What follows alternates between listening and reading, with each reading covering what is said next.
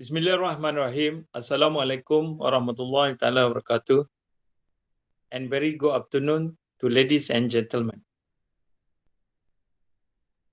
For the purpose of my today presentation, the title is Native Code in Kudat and Matunggung, Sabah, Ecosystem Structural and Governance Challenges.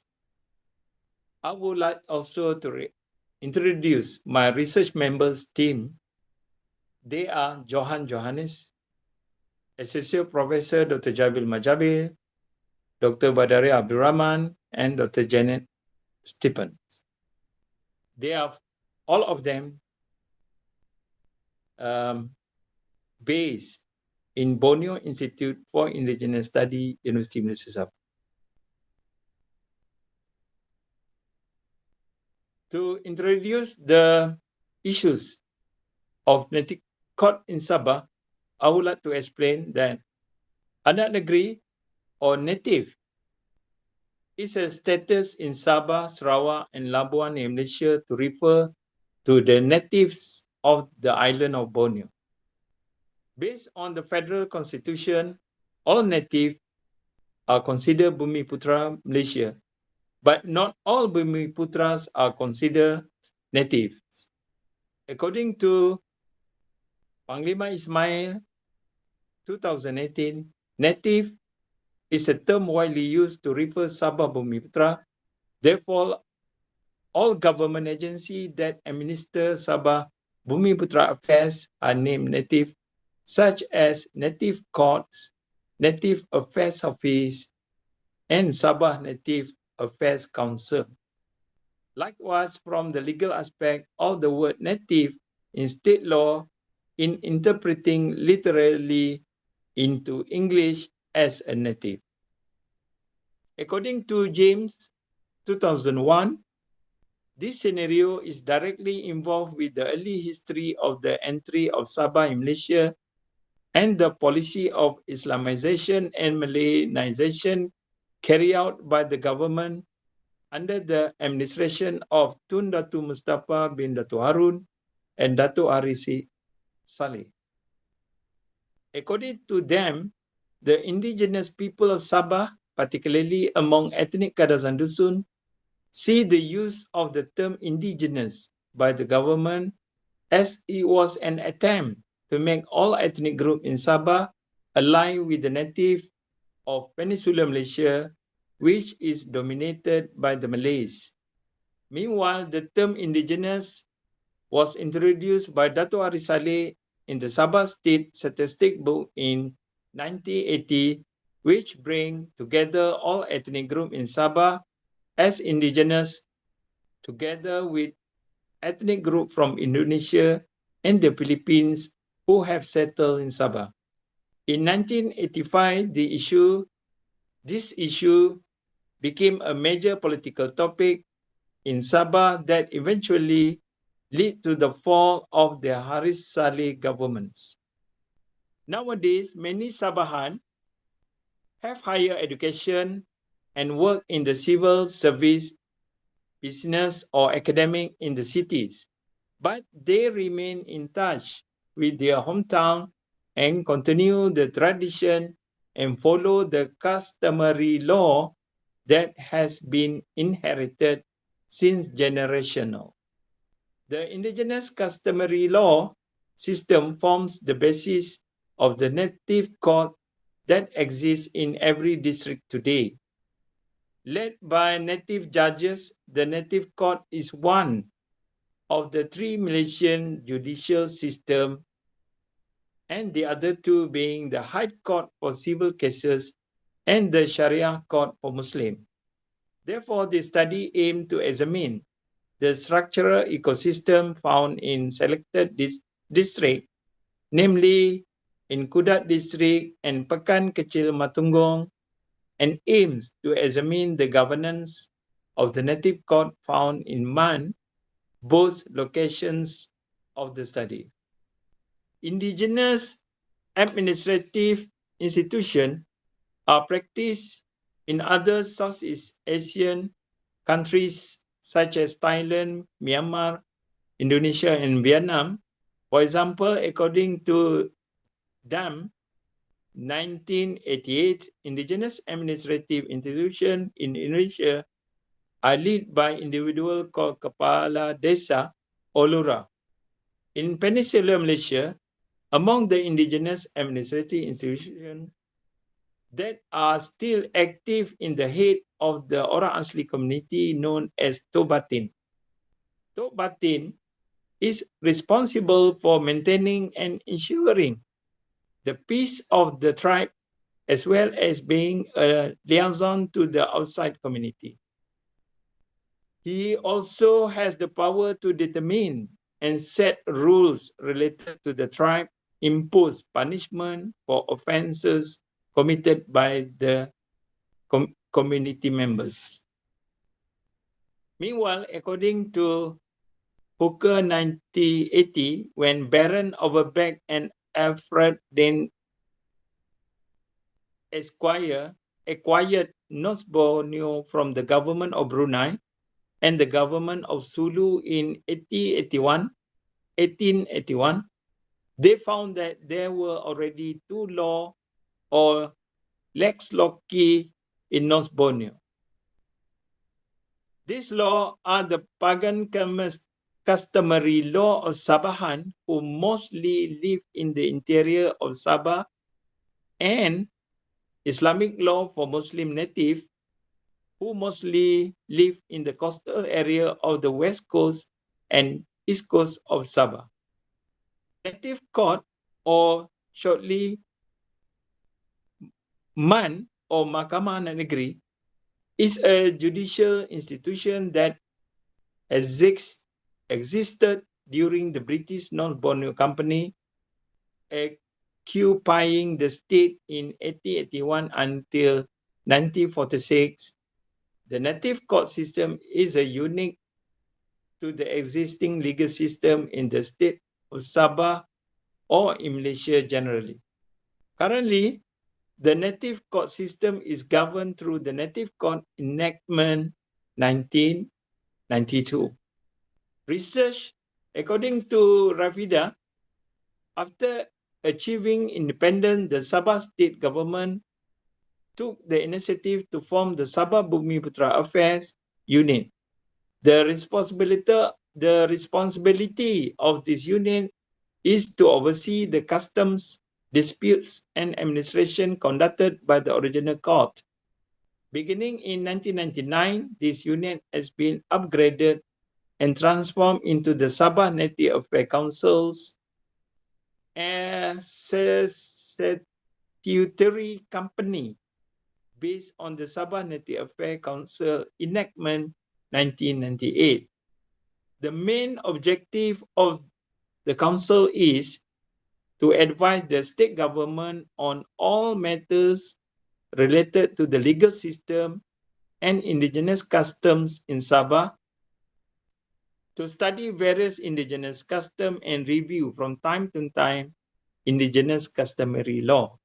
The council consists of a president, state secretary, attorney general, permanent secretary of the Ministry of Local Government and Housing, a secretary, and 6 other members with special knowledge of Sabah custom and customary law, as shown in Figure 1.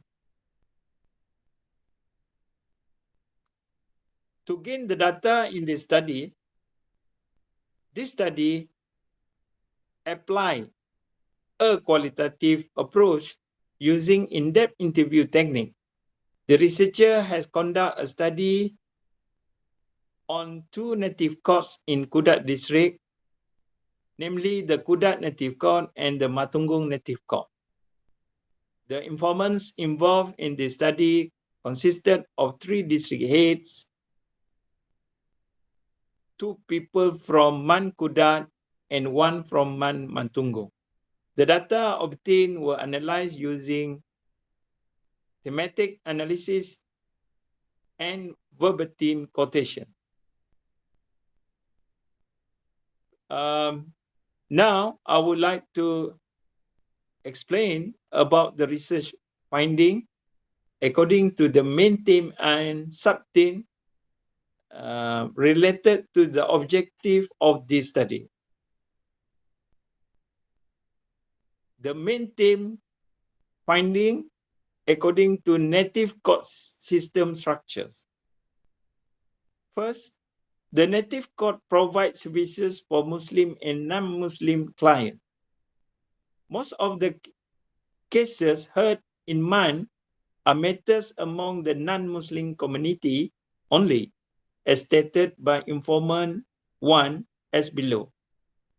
About Muslim, there are also but few, for example, Muslim who do not have a marriage certificate. When they get married, only confirmed by the village head. Be the village head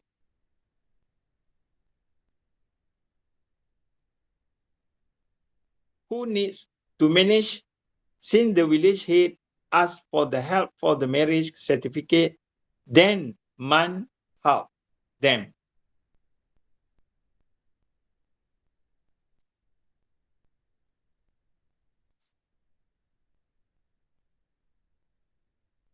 Finding number 2,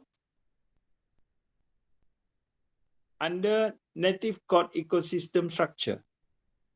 Number 2 is limitation of knowledge and experiences among native court staff. When asked further about the legislation in the Sabah Native Court, Informant 1 and Informant 3 stated that they had just held the post and still wanted to develop into the Sabah Native Court Enactment 1992. The following is a statement from informant. I have only been working for 8 months.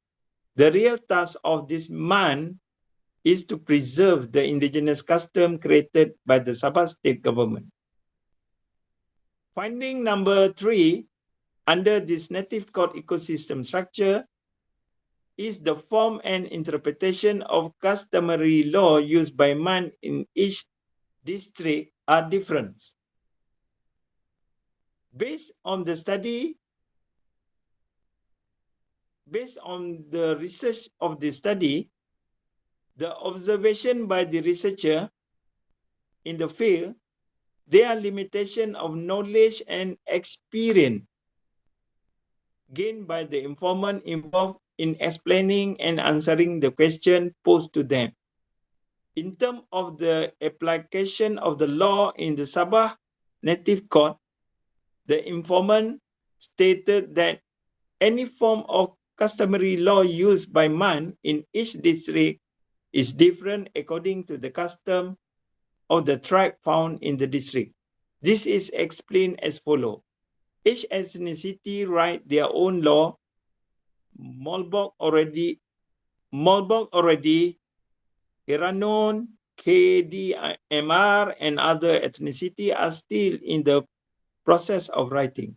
We already have 19 books of ethnic group customary law published. And then finding number 4 under native court ecosystem structure is related to the appointment of MAN district head influenced by political leaders. This matter is also supported by informant 3, who stated that the appointment in the native court is not only influenced by eligibility factors alone, but also influenced by changes in the leadership of the ruling political party. The following is the statement by informant 3 regarding this matter. This appointment is actually not evaluated based on merit alone, but when the new government rules, there has a different method than the others. For example, if in Matunggung, there are 4 parties, namely Warisan, PKR, DAP, and PBS, it is suggested that all these party others than the ruling party has an allocation to it limited only for the native chief seats. So Warisan has 3 native chiefs, then the other have 2 or 3. And then finding number 5 under native court ecosystem structures is native court courses and training attended by the village and district heads. According to them,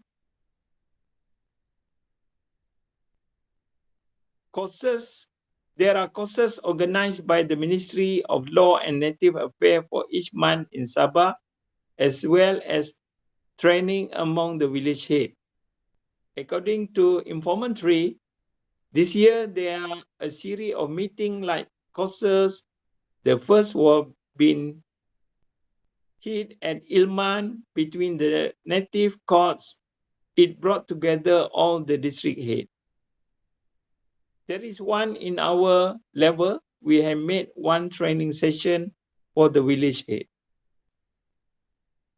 Now I will explain about the second main theme of the study findings. Governance of native court. Under this main theme, the sub-theme number 1 is the native court administration structure between the district is diversified in nature. Man governance in Kudat and Matungong is almost different in Kudat. There are 3 district heads appointed. However, there is no a single head who leads the entire administration in Man Kudat. This was stated by Informant 2 as follows. If there are 3, there must be a leader. With the presence of the leader, the task will all be at the same level. If we look at the schedule, the form of our work is the same. Sometimes the headquarters is due to the specialization of the task, but verbally nothing is written. In Man Matungong, the informant stated that the position of district head in Man Matungong is only held by one person as follows. Here is only one person play the district head, then the native chief. Finding number 2 under governance and native court show that the organizational structure and governance between the 2 districts are different. Next is about the governance organization chart. The governance organization chart in these 2 months are also different, as emphasized by Informant 1 as follows. We have 3 district heads, 5 native chiefs, 15 deputy native chiefs, and leader in each village or settlement consisting of village head and Chinese community leaders. Meanwhile, the organization chart in Man Matungong is different. Informant 3 stated that the organizational structure is as follows. We got 1 district head, 7 native chiefs, 11 deputy native chiefs, and village head from all villages in Matungong sub-district. Finding number 3 under this governance and native court, lack of operational staff and insufficient budget for the both native court. Based on the researcher observation, both MAN have no special employees or staff assigned for clerical and cleaning duties in both native court offices involved. There are also no security guard assigned to guard at the entrance of the building of these 2 native court. Based on informant, due to the lack of clerks, cleaning, and security worker, they had to perform the task in turn.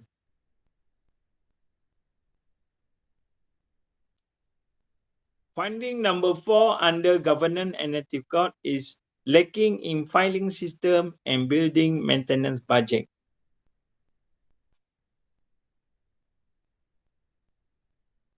This is the photo where the researchers in Man Kudat courtroom, where the researcher is enjoyable in the courtroom and play a role beside the native chief explain to the researcher how the court operational, daily operational works. Interview session with village head, the photo number 2, the picture number 2. And then here, to continue, I will discuss a suggestion to the native court ecosystem structure. Number 1, basic knowledge of district head regarding to the native court enactment. The state government should appoint native court judges based on their knowledge of local custom and tradition. Former Ministry of Law and Native Affairs of Sabah saying that it is important to uphold the indigenous justice system and protect the right of indigenous people. Number 2, diversity of native court law. When compared to other judicial institutions, such as in the civil court or Sharia court, the law used in native court are different according to customary law, which has been inherited for generation to generation according to a certain tribe. What I can say here, it is not standardized. Number 3, appointment issue in native court. This is the hot issue actually. The Section 2 of the Native Court Enactment 1992 defined the term district head, native chief as person appointed by the State Public Service Commission. But in most cases, the appointment of the native court official is done by recommendation of state assemblymen, and there is no institution to check the credential or to test the competency of the candidate for the administrative position. Based on the result of the study, it was found that the ecosystem of appointment in native court is indeed influenced by political factors or actors.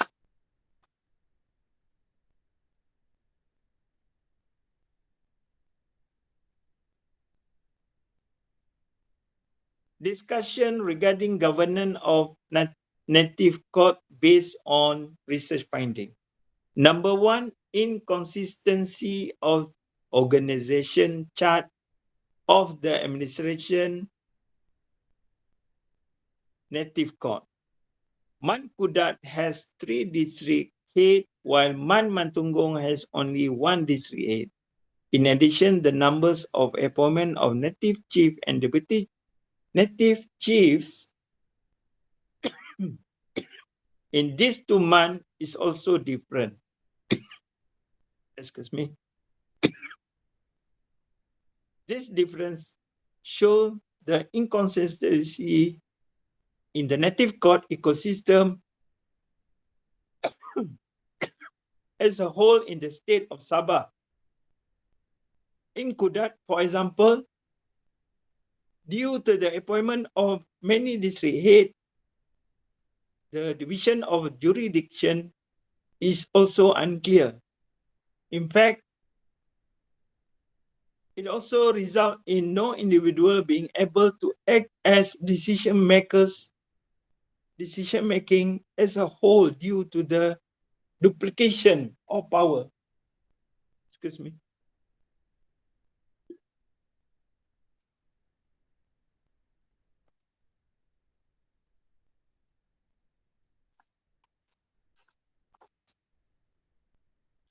Number 2, shortage of employees for basic services.